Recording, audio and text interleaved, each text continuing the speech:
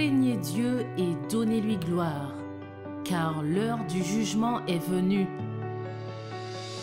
L'heure est venue d'adorer celui qui a fait le ciel, la terre et la mer et les sources d'eau. La Bible nous recommande de garder ses commandements et de suivre l'agneau partout où il va. Ainsi, le petit troupeau est un ministère qui souhaite, à travers l'étude de la parole de Dieu, faire connaître la lumière du monde, Jésus-Christ le juste.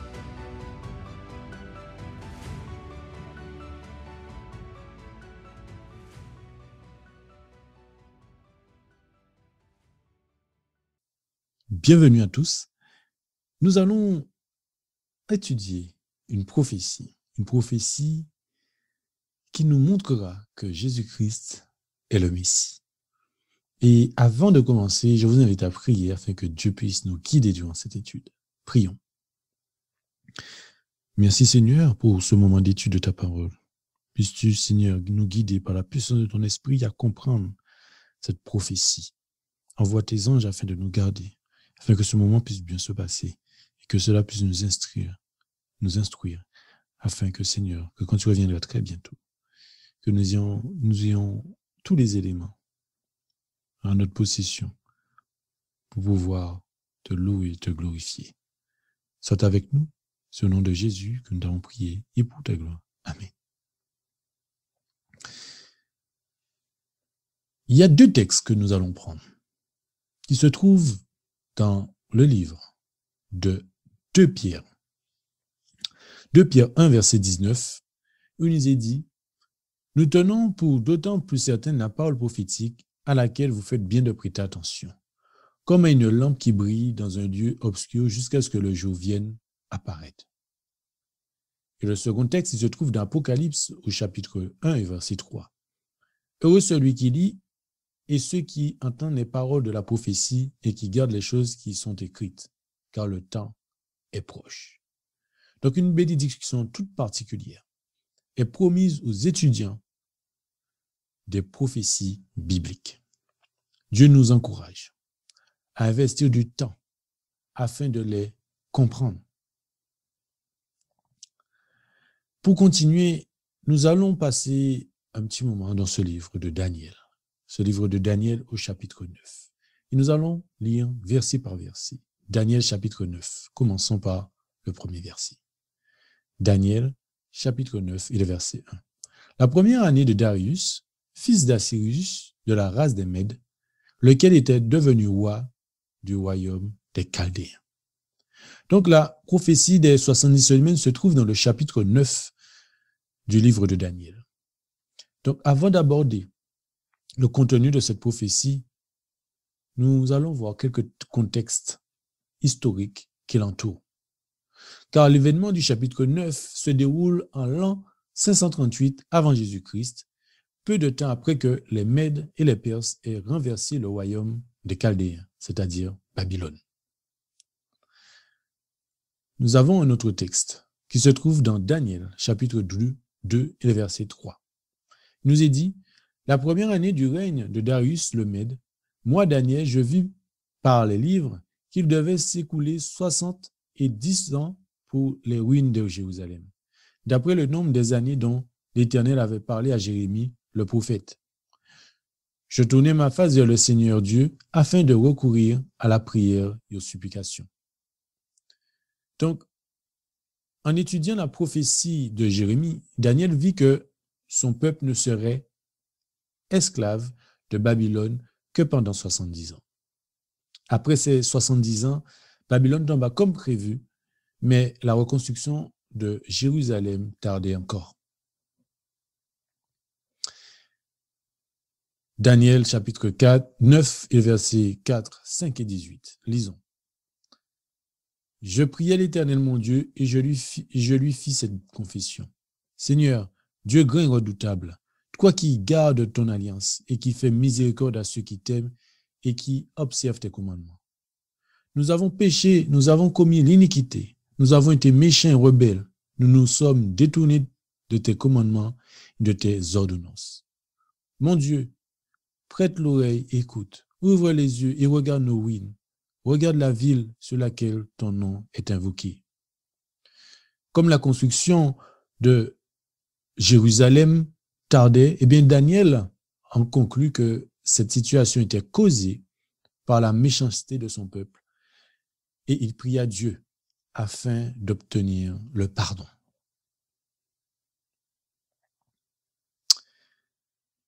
Poursuivons Daniel 9 et les versets 20 et 21. Il nous est dit, je parlais encore, je priais, je confessais mon péché et le péché de mon peuple d'Israël. Et je présentais mes supplications à l'Éternel mon Dieu en faveur de la sainte montagne de mon Dieu. Je parlais encore dans ma prière quand l'homme Gabriel, que j'avais vu précédemment dans une vision, s'approcha de moi d'un vol rapide. Alors que Daniel priait, Gabriel apparut. Et 13 ans auparavant, cet ange de Dieu lui avait donné la vision des 2300 soirs et matins. Mais cette vision était demeurée inexpliquée. Et nous allons aussi avoir l'occasion d'expliquer cette prophétie des 2300 soirs et matins. Nous poursuivons Daniel toujours, 9, versets 22 et 23. Daniel 9, versets 22 et 23. Gabriel s'entretint avec moi, il me dit, Daniel, je suis venu maintenant pour ouvrir ton intelligence. Lorsque tu as commencé à prier, la parole est sortie et je viens pour te l'annoncer car tu es un bien-aimé. Sois attentif à la parole et comprends la vision. Donc l'ange déclara être venu pour lui expliquer la vision. Mais quelle vision? Donc le prophète Daniel, n'ayant encore eu aucune vision au cours du chapitre 9, nous devons en conclure que l'explication concernant sa dernière vision, c'est des 2300 jours. Au verset 24, il nous est dit, 70 semaines ont été fixées sur ton peuple et sur ta ville sainte. Il faut savoir que le mot hébreu shathak, traduit ici par fixé, signifie littéralement retranché, ôté. Donc ainsi Gabriel apprend à Daniel qu'une période de 70 semaines a été retranchée pour le peuple d'Israël. Or, cette période de 70 semaines, où 70 fois 7 est égal à 490 jours, ne peut être retranchée que d'une période plus longue, soit celle des 2300 jours. Mais nous reviendrons sur ce point dans un instant. Nous allons lire maintenant le verset 25 de Daniel 9. Sache-le donc et comprends. Depuis le moment où la parole a annoncé que Jérusalem sera rebâtie. Donc, le point de départ de la période prophétique des 70 semaines est le moment où la parole a annoncé que Jérusalem sera rebâtie. À quel moment donc a-t-on annoncé la reconstruction de Jérusalem? Pour cela, nous devons nous rendre dans le livre d'Esdras. Esdras chapitre 7, nous allons lire verset 8, le verset 11, le verset 13 et 20. La 7e année du roi. Voici la copie de la lettre donnée par le roi Artaxerxès à Esdras, sacrificateur et scribe. Le plus loin, j'ai donné ordre de laisser aller tous ceux du peuple d'Israël, de ses sacrificateurs et de ses lévites, qui se trouvent dans mon royaume et qui sont disposés à partir avec toi pour Jérusalem. Le plus loin, tu tireras de la maison des trésors du roi ce qu'il faudra pour les autres dépenses que tu auras à faire concernant la maison de ton Dieu. Donc, lors de sa 7e année de règne, le roi perse Artaxerxès, Langevin, émit le décret de reconstruction de Jérusalem. C'était en 457 avant Jésus-Christ. Nous allons continuer en revenant toujours dans le texte de Daniel 9, verset 25.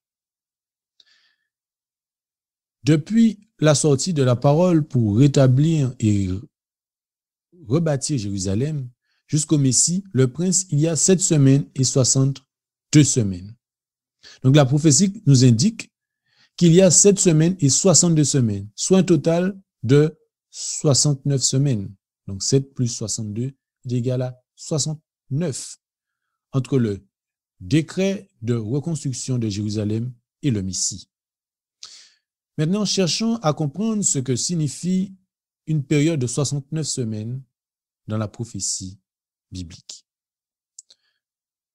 Dans Nombre 14 et le verset 34, de même que vous avez mis 40 jours à explorer le pays, vous porterez la peine de vos iniquités 40 années, une année pour chaque jour.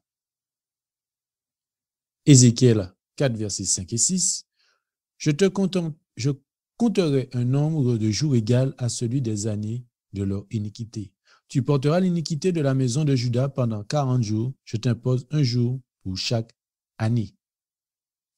Donc, ici, le principe d'équivalence, un jour est égal à une année, soit une année pour chaque jour et un jour pour chaque année. Donc, cela est reconnu et appliqué par la plupart des étudiants de la prophétie biblique. Nous ferons de même.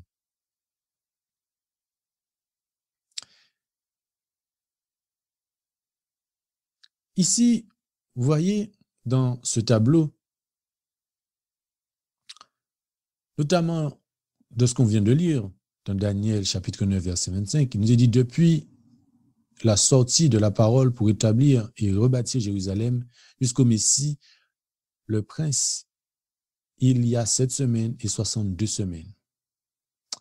Donc, on voit ici le point de départ de la prophétie des 70 semaines qui est donnée par le décret d'Artaxerxès en l'an 457 avant Jésus-Christ. Ensuite, les 7 semaines plus tard, soit 49 ans, donc 7 fois 7, 49, il y a la reconstruction de Jérusalem. Et cela en 408 avant Jésus-Christ. Donc, moins 457 plus 49, nous trouvons moins 408. Et ensuite, 62 semaines après, soit 434 ans, donc 62 fois 7 égale 434. Donc, le Messie, la venue du Messie, le prince.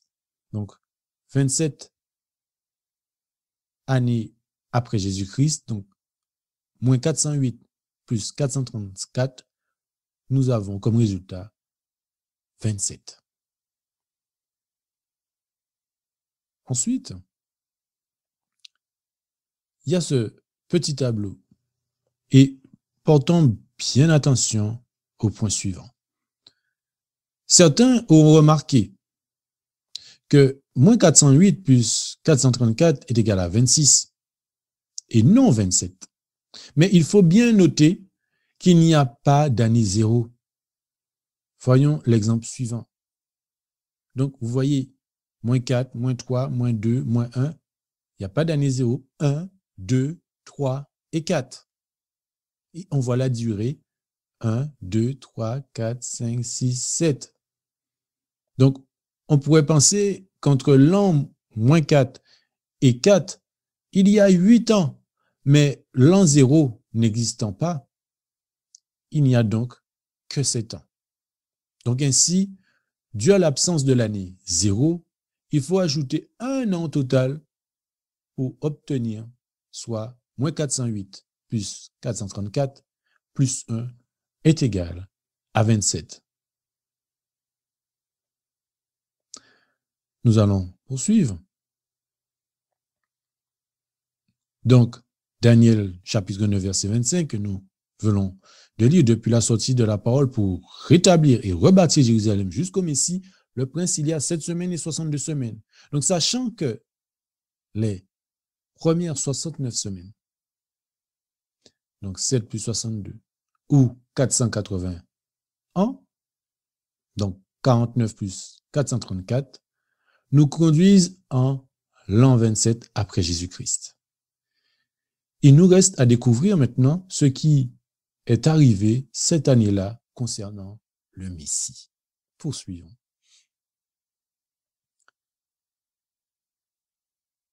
Donc, dans Jean, chapitre 4, et le verset 25 et 26, la femme dit à Jésus, « Je sais que le Messie doit venir, celui qu'on appelle Christ. Quand il sera venu, il nous annoncera toutes choses. » Jésus lui dit, « Je le suis, moi qui te parle. » Donc le mot Messie vient de l'hébreu Machia, en grec Christos, qui signifie loin. Donc dans le Nouveau Testament, notamment, il est déclaré que Jésus est le Messie, le Christ ou le loin. Et comme on peut le lire aussi dans Acte 10, verset 38, Dieu a oint du Saint-Esprit et de force Jésus de Nazareth. Nous allons poursuivre. Dans Luc, chapitre 3, le verset 21, tout le peuple se faisait baptiser, Jésus fut aussi baptisé. Jésus avait environ 30 ans lorsqu'il commença son ministère. Donc, Jésus fut baptisé à l'âge de 30 ans. Pourquoi la prophétie nous dit-elle alors que cet événement aura lieu en l'an 27? C'est que lorsque la date du début de l'ère chrétienne fut calculée pour la première fois, il y a eu une erreur de 4 ans. En effet, Christ ne pouvait être né en l'an 1, puisqu'à sa naissance, Hérode le Grand vivait encore. Nous savons que cet Hérode mourut peu après en l'an -4. Donc Jésus est donc né en -4 et fut baptisé en l'an 27 à l'âge de 30 ans, soit toujours en tenant compte de l'absence de l'année 0. Ensuite, Marc 1, verset 9 à 14, il nous est dit, « En ce temps-là, Jésus vient de Nazareth en Galilée. Il fut baptisé par Jean dans le Jourdain.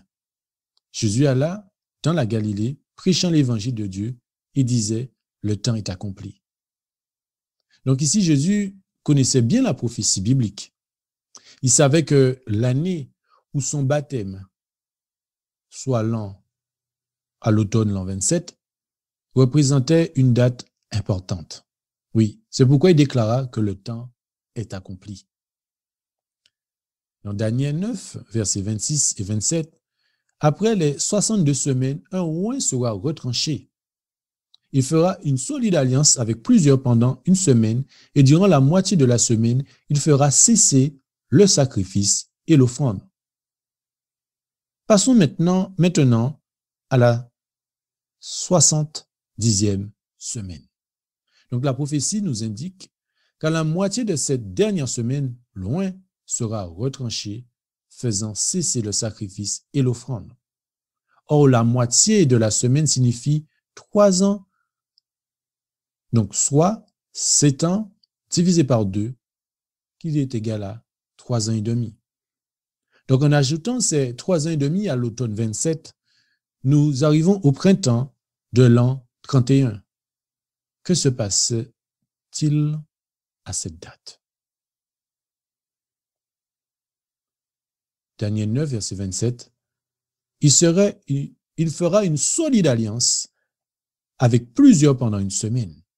Il fera une solide alliance avec plusieurs pendant une semaine. Très important. Très, très important de noter cela. Ensuite, durant la moitié de la semaine, il fera cesser le sacrifice et l'offrande. Durant la moitié de la semaine, il fera cesser le sacrifice et l'offrande. Comme vous le voyez à l'écran, il fera cesser quoi? Durant la moitié de la semaine, il fera cesser le sacrifice et l'offrande. Mais exactement à l'époque prédite, à la moitié de la 70e semaine prophétique, soit au printemps en l'an 31, Jésus loin mourut sur la croix, ce qui mit fin au système sacrificiel du temple et fit cesser le sacrifice et l'offrande. C'est la raison pour laquelle le voile du temple se déchira en deux à ce moment précis.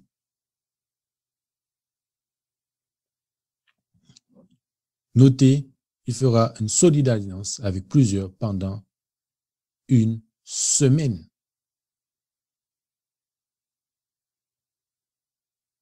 Dans Matthieu,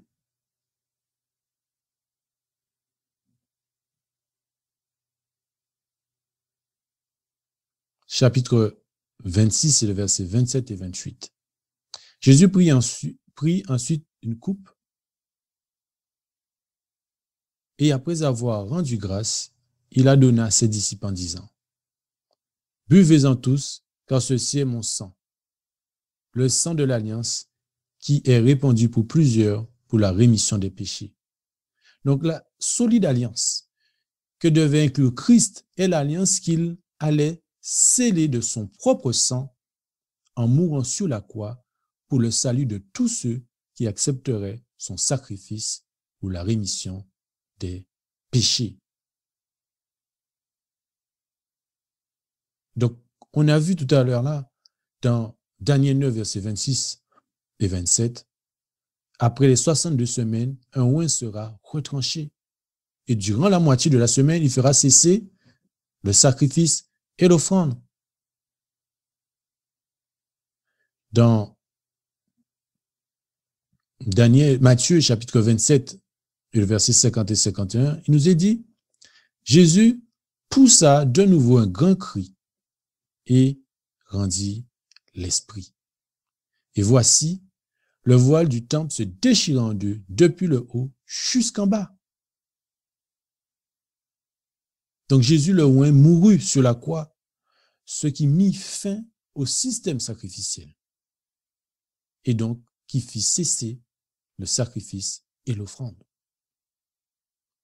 Et comme vous le voyez, c'est pour cette raison que le voile du temple se déchira en deux à ce moment précis.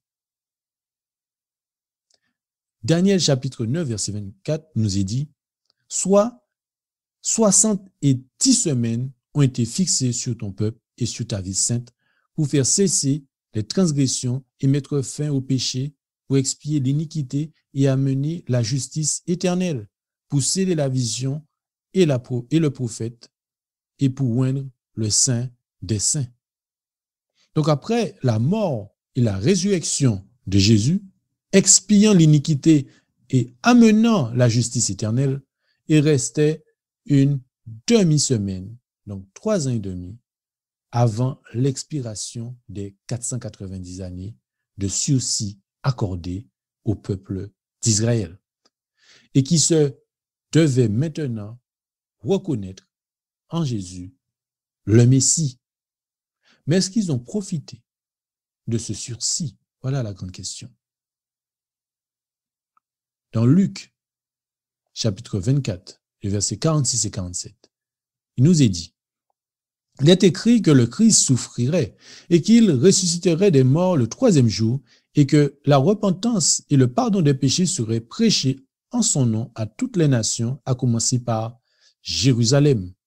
Ainsi, pendant 3 ans et demi, suivant l'ascension de Jésus au ciel, les apôtres, par leur prédication et les miracles manifestés, invitèrent la nation juive à reconnaître Jésus comme le Messie. Acte 7 et le verset 58. Acte 7, versets 56 et 58 à 58. Voici, je vois les cieux ouverts. Qui est-ce qui parle? Étienne qui dit: et le Fils de l'homme debout à la droite de Dieu. Ils poussèrent alors de grands cris en se bouchant les oreilles, et ils se précipitèrent tous ensemble sur lui, le traînèrent hors de la ville et le lapidèrent. Malheureusement, la nation juive rejeta l'appel de l'apôtre. La fin des 70 semaines, ces 490 ans, fut marquée à l'automne de l'an 34 par la lapidation d'Étienne, approuvée par les chefs religieux d'Israël. Étienne était le premier martyr chrétien tué par la main même de la nation juive.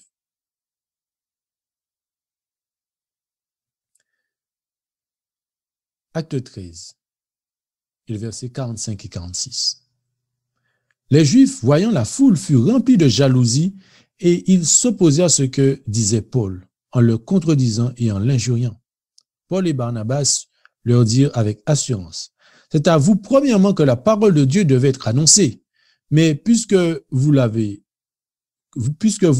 repoussez et que vous vous jugez vous-même indigne de la vie éternelle, voici, nous nous tournons vers les païens. Donc ainsi, par la lapidation d'Étienne en l'an 34, la nation juive rejeta définitivement l'évangile, et ce qui mit fin à leurs 490 années de sursis. Et dans Daniel, toujours, chapitre 9, et le verset 26 et 27, le peuple d'un chef qui viendra détruira la ville et le sanctuaire. Le dévastateur commettra les choses les plus abominables. Donc la prophétie de Daniel, chapitre 9, se termine de façon dramatique avec l'annonce de la destruction de Jérusalem et de son temple. Encore une fois, la prédiction fut rigoureusement exacte. En l'an 70, l'armée romaine, commandée par Titus, détruisit la ville de Jérusalem et démolit entièrement son temple. Oui, dans Matthieu, chapitre 23 et le verset 36-38, Jésus dit: je vous le dis en vérité, tout cela retombera sur cette génération. Jérusalem, Jérusalem, qui tue les prophètes et qui lapide ceux qui te sont envoyés. Combien de fois ai-je voulu rassembler tes enfants comme une poule rassemble ses poussins sous ses ailes, et vous ne l'avez pas voulu. Voici, votre maison vous sera laissée déserte. Donc, suivant le plan de la prophétie de Daniel chapitre 9, Jésus lui-même établit un lien entre le rejet et le Messie, entre le rejet du Messie par Israël, la lapidation de ses envoyés et la destruction de Jérusalem et de son temple. Donc, cette observation est très intéressante. L'organisation littérale de Daniel 9, versets 25 à 27. Donc, la première partie de chacun des 3 versets parle de l'œuvre du Messie, alors que la seconde partie parle du sort de Jérusalem. Voyons cette intéressante architecture. Donc, comme vous le voyez, la première partie, 7 semaines et 62 semaines jusqu'au Messie, verset 25. Et de l'autre côté, la seconde partie, comment Jérusalem sera rebâtie. Ensuite, le Messie sera retranché, verset 26, et Jérusalem et le sanctuaire seront détruits. L'alliance, au verset 27, est le sacrifice du Messie et l'abomination de la désolation à Jérusalem. Daniel, chapitre 9, versets 22 et 23, il nous est dit que Gabriel s'entretient avec moi et il me dit: Daniel, je suis venu maintenant pour ouvrir ton intelligence. Lorsque tu as commencé à prier, la parole est sortie et je viens pour te l'annoncer, car tu es un bien-aimé. Sois attentif à la parole et apprends la vision. Comme nous l'avons vu, la prophétie des 70 semaines visait, entre autres, à expliquer la précédente prophétie des 2300 jours. Comme ces 2 visions sont intimement liées, et puisque nous comprenons maintenant la prophétie des 70 semaines, nous pourrions aborder pour une prochaine fois la prophétie des 2300 jours bientôt. Que le Seigneur bénisse sa parole qui nous donne l'intelligence afin d'approfondir ce merveilleux message prophétique de Daniel, chapitre 9. Avant de nous quitter, prions. Seigneur Dieu, notre roi, merci infiniment pour ce moment d'étude de ta parole. Merci de nous avoir montré de A plus B, de A à Z. Merci Seigneur de nous avoir permis d'étudier cette prophétie de Daniel chapitre 9. Oui, le Messie le oint, qui a donné sa vie en sacrifice pour l'humanité, à travers cette prophétie, nous montre que c'est Jésus-Christ, le Fils du Dieu vivant. Alors Seigneur Dieu, permets-nous encore d'étudier la prophétie, car tu reviens très bientôt. C'est au nom de Jésus-Christ que nous t'avons prié pour ta gloire. Amen.